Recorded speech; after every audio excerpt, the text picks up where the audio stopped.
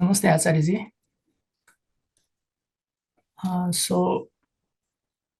My question is around this rebirth and reincarnation, and around this science of reincarnation. I have heard about this through my colleague, and he was talking about this the University of Virginia, and they have been doing research on this science of reincarnation. So they have found a baby who can remember the past life memories. So can you throw some lights on those?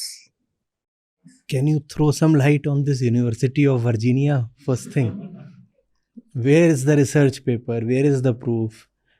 I can say no. University of Virginia has never done any such research, and no such baby ever existed. How will you refute my claim? Hmm. Facts are to be greatly respected. Rumors are not to be treated as facts. Anybody can create anything from imagination and float it around. That is not to be quoted as a fact. If it's a university, then the research paper would most probably be public. Had it not been public, the news won't have reached you. Where is the. And do we even understand the implications? Were such a paper to be published ever? Please understand what it would do to the entire field of identity. It would have great consequences on every sphere of human activity. Everything would be upturned. Sir, nothing like this has ever been proven. And it conversely tells about the composition and intentions of those who believe in such things. They would very liberally appropriate the name of any high ranking scientific institution just to prove that reincarnation in the lowest sense possible does happen. What does that tell about their own composition? That these people are liars. Had I had any substance in my claim, would I have proceeded to substantiate my claim with lies? University of Virginia.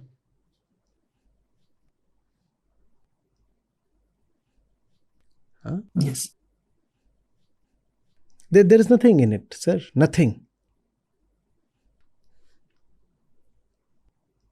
And also, please remember, basics of probability. Probability as in mathematics. Huh? If you take a billion monkeys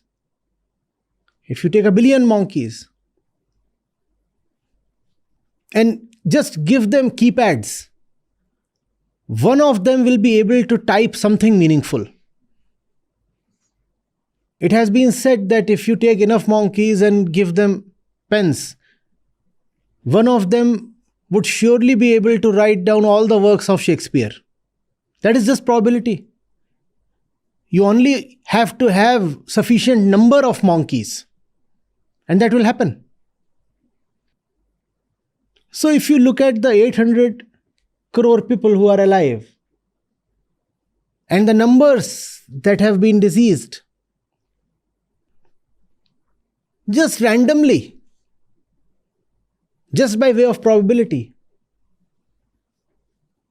if you go to all these people who were kids once and ask them to utter something about their previous life, a few people would end up saying something meaningful. That does not mean that there is something in it. That is just the law of randomness. Yes. Okay. What's there on this table next to me? Please tell me. I can't see. Okay, try. No, I cannot. But if I ask you to just try, Yes. what would you say? A wall, maybe? Okay. Now, if I give you infinite number of tries, will you not succeed in giving the correct answer at least once? Yes. That is called probability. That is called probability. Given an infinite number of attempts, anything is possible. Anything is possible. So if you take all the kids who are born and ask them, please tell us something about your previous birth, one or two of them will end up saying something meaningful. That proves nothing. In fact, that only proves that mathematics is great.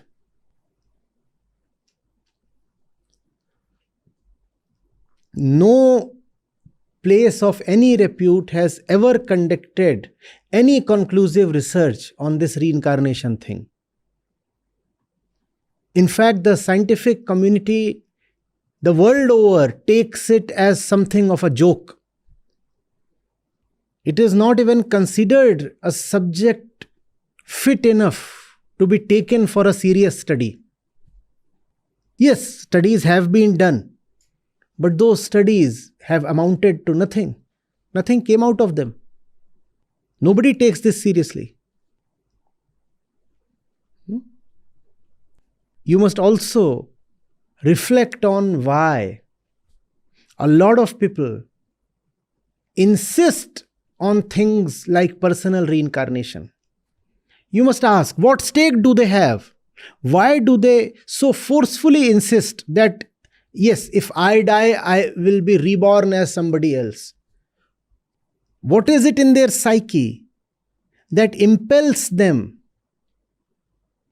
to believe in, to aggressively believe in the concept of reincarnation? The answer will be very interesting. When you are living an unfulfilled life, then the concept of reincarnation comes as a savior. However, it is also the same concept that prevents you from bringing richness and meaning and joy to this one life that you have.